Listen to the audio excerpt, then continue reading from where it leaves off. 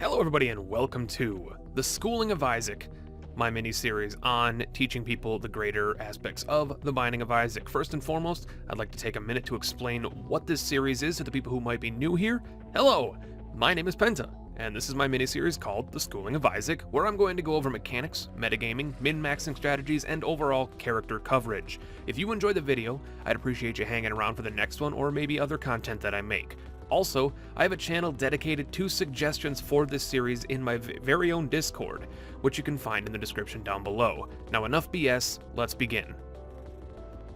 A question you might be asking yourself is, why do we start with Lazarus? And the reasoning is because he's the most often asked about character to me. I play so drastically different with him than any other character in the game, and it's only fair to share why that is. Lazarus is a character in Rebirth that can be unlocked simply by having 4 soul hearts at the same time. This can be pretty easily achieved if you have a basic grasp on the game's mechanics like tinted rocks, champion mob identification, and other aspects. Lazarus is a relatively tame character from the outside looking in, and it even was one of my least favorite characters originally before I saw the real potential he offered. So, enough rambling, let's talk about his stats and stuff.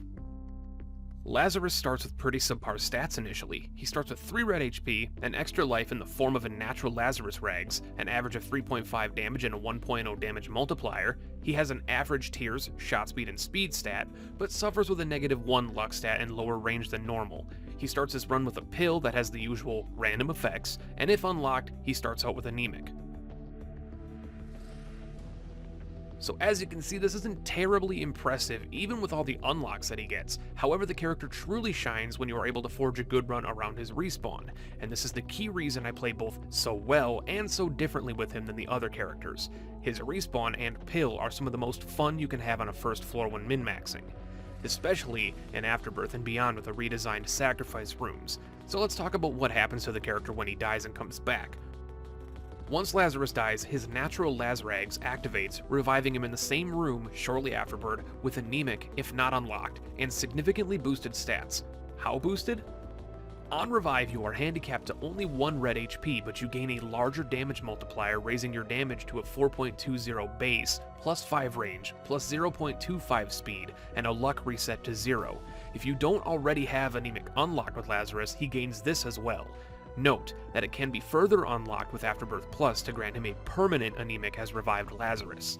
The 2 major things to understand here as revived Lazarus is that his damage multiplier is larger, matching Kane's 1.2, and the increased luck. Lazarus's negative luck is a serious detriment past the first floor once keys, bombs, and room drops become more necessary. Getting it back to 0 or beyond as early as possible is a huge bonus on your run. So now that we've taken a good close look at the character himself, let me answer some of the burning questions from the community that I've gotten in the past. Why do I die on the first floor and not the second floor devil deal? Probably the most common question I've gotten about Lazarus, and a very fair one to be honest. There is a very interesting aspect about reviving in the devil deal, in that you can get incredibly strong by doing so. However, the way that I see it is this. Imagine you don't want the items that are in that deal. Are you going to jeopardize a possibly good angel run to gain a few stat increases? And also, perhaps you don't get a devil deal by taking red damage early. Dying and respawning on the first floor is the biggest way to ensure that your run is starting off positively. Although, don't just bomb yourself and call it good, min-max my friends. Take on curse rooms, blood banks, devil judges, challenge rooms, walk over spikes to get items, and so on and so forth. A big tip to people that don't know this is if you give your last half heart to a devil bagger, he procs 3 times without any cost to you. Remember, you're gonna die on this floor anyway. You don't need those other hearts, but don't carelessly throw them away. Leave HP's ups and soul hearts until you are about to leave the floor and then move on stronger than before. What items are the best and worst for Lazarus? Personally, so long as you're running a regular Lazarus run and not respawning early, get yourself some range and luck upgrades. His base stats can make some rooms a nightmare. Avoid range and shot speed downgrades, even if they look good, like Cricket's Body and Eve's Mascara.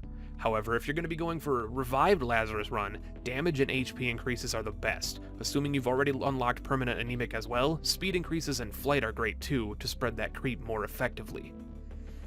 Well, that's going to wrap up the first part of my Schooling of Isaac video series. I plan to go over many different characters and such, but I'm at your mercy depending on how the series goes and comment feedback. Let me know your questions and suggestions down below in the comments and in the Discord. I'd love to hear which character you think I should cover next and what other aspects of Isaac you think I should dive into later. Hope you enjoyed the video, like it, and don't forget to subscribe to the channel for support to me, and when you are done here, why not go watch some of my other content like these videos. My name is Pentahybrid, and I'll catch you later.